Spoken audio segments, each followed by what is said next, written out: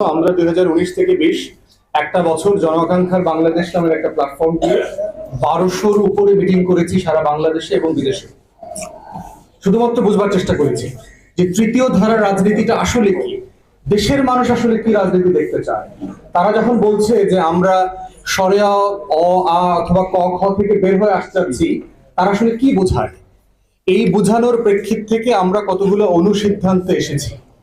তার ভিতরে একটা হচ্ছে যে বাংলাদেশের মানুষ মুক্তিযুদ্ধ নিয়ে অনেক গর্বিত, কিন্তু মুক্তিযুদ্ধ কচলানো রাজনীতি তারা পছন্দ করে না। ঠিক একইভাবে দেখবেন যে 24 আমাদের ইতিহাসের অনেক গর্বের ব্যাপার, কিন্তু 24-এর কেনা বেচা কিন্তু মানুষ পছন্দ করে না। এই জন্য ইতিহাস আমার গর্বের, আমার পূর্বপুরুষের যত অবদান আমি স্বীকার করি, কিন্তু প্রতিদিন চাকরি খোঁজার আগে কিন্তু আমার বাবার কবরে গিয়ে আমি পূজা করে ফুল দিই না। আপনারা সবাই দেখবেন আপনাদের মৃত বাবা মার কবরে যান না। আপনার বাজার করবার আগে আপনি আপনার কবরে যান না।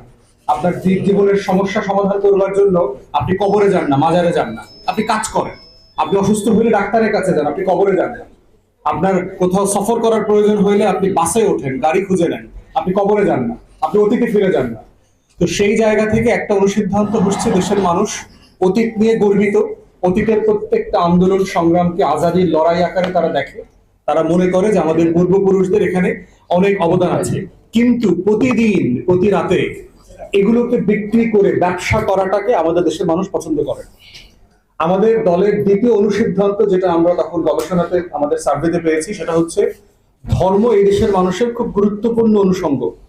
সে ধর্মীয় মূল্যবোধ, পারিবারিক মূল্যবোধ, সামাজিক মূল্যবোধকে ধারণ করে, সম্মান করে, সহনশীল থাকে, কিন্তু ধর্মের ভিত্তিতে সে প্রত্যেকদিন রাজনীতি করবে, ব্যবসা করবে, এটা আমরা পছন্দ করে না।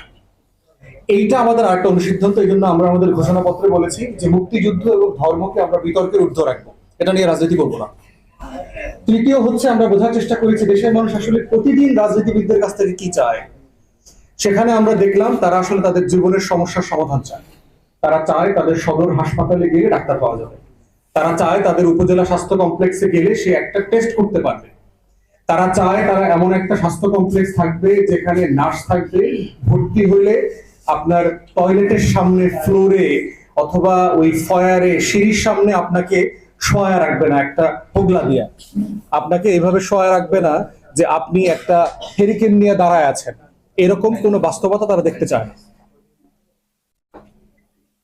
চলে গেছে মানে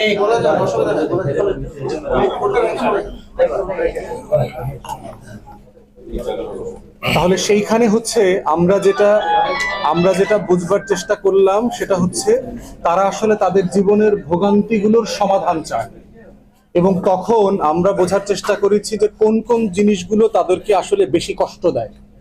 এই রকম জনভোগান্তির আমরা 21টা টপিক আইডেন্টিফাই করেছি এবি পার্টির পক্ষ থেকে, যে দেশের মানুষকে সবচেয়ে বেশি কষ্ট দেয় সেগুলো কি কি। তার ভিতরে নাম্বার 1 আসতে হচ্ছে স্বাস্থ্যসেবা। বাংলাদেশে যে যত বড় ধনী হোক, সে শহরে থাকুক আর গ্রামে থাকুক, তার যদি কোটি কোটি ডলারও তার ব্রিফকেসে থাকে, কোনো নিশ্চয়তা নাই যে সে একটা হাসপাতালে গিয়ে চিকিৎসা পাবে, কোনো নিশ্চয়তা নাই। দ্বিতীয় যে ভোগান্তির কথা আমাদের কাছে এসছে সেটা হচ্ছে গণপরিবহন। আপনি যত ধনী হন আর যত গরিব হন, আপনার 2 কোটি টাকা দামের জিপও যদি থাকে, আপনি গুলশানে রাস্তার ভিতরে আপনাকে 2 ঘন্টা দাঁড়ায় থাকতে হচ্ছে, আপনি গাড়ি চালাইতে পারছেন না। আপনার প্রতিটা ভাঙা রাস্তায় আপনার গাড়ি বাম্প করছে, ওঠানামা করছে, আপনার নিরাপত্তা নাই। আপনি পদ্মা সেতু পার হইলে, ভাঙা পার হইলে পরে আপনি জীবিত বরিশাল শহরে ফিরে আসবেন, তার কোনো নিয়ন্ত্রণ নাই, কোনো নিরাপত্তা নাই। তাহলে দ্বিতীয় প্রধানতম সমস্যা আমাদের এসছে হচ্ছে গণপরিবহন শহরগুলোর মধ্যে, এবং এক শহর থেকে আরেক শহরে, এক জেলা থেকে আরেক জেলাতে। তৃতীয় গুরুত্বপূর্ণ সমস্যা যেটা আমাদের গবেষণাতে এসছে সেটা হচ্ছে আপনার কর্মসংস্থান, বেকারত্ব। যুবকদের যে বেকারত্ব মারাত্মক আকার এসছে আর কি, যে দেশের মানুষের সিম্পলি কোনো মানে যুবকদের কোনো আইডিয়া নাই যে তারা লেখাপড়া শেষ করে আসলে কি করবে। তারা মানে কোনটা পড়লে চাকরি পাবে, কোনটা পড়লে আপনার একটা সম্মানজনক কর্মসংস্থানের ব্যবস্থা হবে, সেইটা কেউ জানে না। আপনি বাংলা মিডিয়ামের ছেলেকে বলেন, ইংরেজি ভার্সনের ছেলে মেয়েদেরকে বলেন, অথবা ইংলিশ মিডিয়ামের ছেলে মেয়েকে বলেন, অলমোস্ট কেউই জানে না যে তার ভবিষ্যৎ কেরিয়ারটা আসলে কি। যারা কেরিয়ারে আছেন তারাও জানে না তার এই কেরিয়ারের গন্তব্যটা কোথায়, শেষ কোথায়। আপনাদের সাংবাদিক ভাইদের একই অবস্থা।